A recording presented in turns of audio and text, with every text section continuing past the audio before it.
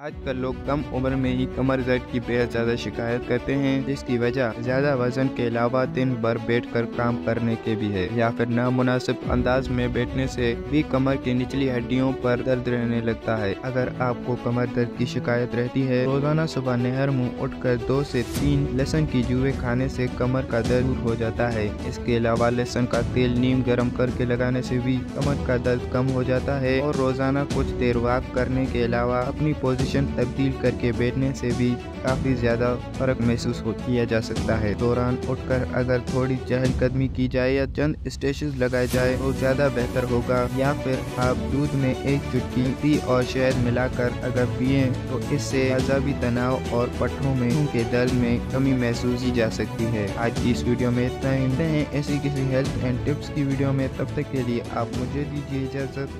अल्लाह हाफिज।